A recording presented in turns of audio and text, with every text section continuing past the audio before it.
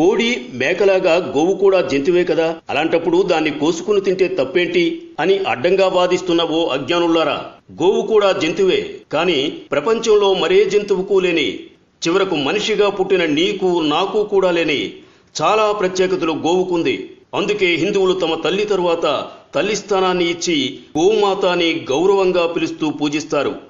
నీ చదువు, నీ సంస్కారం, నీ విచక్షణ, నీ విజ్ఞత, నిజాన్ని నిజాయితీగా స్వీకరించే వ్యక్తిత్వం నీలో ఉంటే గోమాత గురించి కొన్ని నిజాలు చెబుతా. ఆవు ఒకవేళ విష పదార్థాలను తిని ఆ పాలను మనం తాగితే రోగగ్రస్తులవుతామేమోనని ఒక ఆవుకు ప్రతిరోజు ఒక మోతాదుగా విషాన్నెక్కించి 24 గంటల తరువాత దాని రక్తాన్ని, పాలను, మూత్రాన్ని, పేడను ప్రయోగశాల ల్యాబ్కు పంపి వీరు ఎక్కించిన విషం ఎందులో కలిసిందో పరీక్షించారు. అలా ఒకరోజు 2 రోజులు కాదు, ఏకంగా 90 రోజులు ఢిల్లీలోని AIIMS, all India institute of medical సైన్సెస్కు పంపి పరీక్షించారు. ఆ ఆవు పాలలో గాని, రక్తంలో గాని, మూత్రంలో గాని, పేడలో గాని విషపు ఛాయలేవి కనిపించలేదు వారికి. గరళాన్ని శివుడు కంఠంలో దాచుకున్నట్టు ఆ విషాన్నంతా తన కంఠంలో దాచుకుంది గోమాత. మరే జంతువుకు లేని విశిష్ట గుణం ఇది. ప్రాణవాయువును పీల్చుకుని ప్రాణవాయువును వదిలే ఏకైక ప్రాణి. విషాన్ని హరించే గుణం ఆవు పాలకుంది. వైద్య శాస్త్రానికే అర్థం కాని రోగాలను సైతం తన మూత్రంతో తరిమి కొట్టగల శక్తి గోమాతది.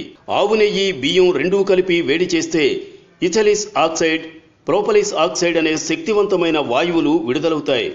కృత్రిమ వర్షాన్ని కురిపించడానికి ప్రోపలిస్ ఆక్సైడ్ శ్రేష్టమైనది. గోమూత్రం ప్రపంచంలోనే సర్వోత్తమమైన కీటకనాశిని.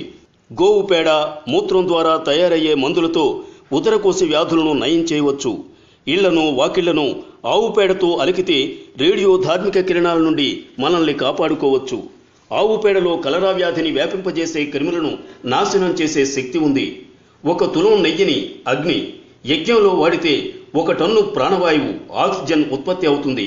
గోమూత్రం గంగాజలమంత పవిత్రమైనది. గోరక్షణ వల్లనే మన జాతి, మన ధర్మం రక్షింపబడును. గోరక్షణ స్వరాజ్య సముపార్జన కంటే ఏమాత్రం తక్కువ కాదు. గాంధీజీ.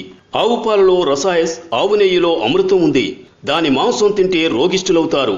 మహమ్మద్ ప్రవక్త. 1 గోవును చంపితే 1 మనిషిని చంపినట్టే. యేసుక్రీస్తు.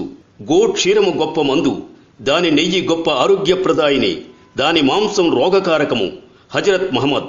గోవులు మానవ సమాజమునకు ఒక గొప్ప వరము.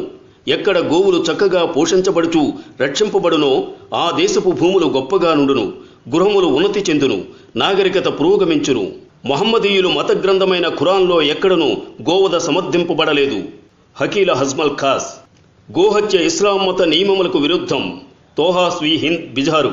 భిన్నత్వంలో ఏకత్వం ప్రపంచంలో ఒక్క భారతదేశంలో తప్ప మరెక్కడైనా చూడగలవా?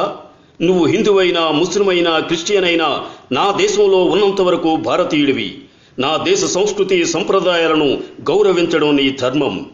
స్వేచ్ఛ అంటే నీకు నచ్చినట్టు బ్రతకడం కాదు, నీ ఈ దేశం మెచ్చేటట్టు బ్రతకడం.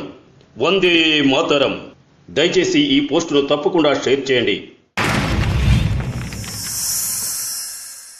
Like and subscribe Eagle Media Works.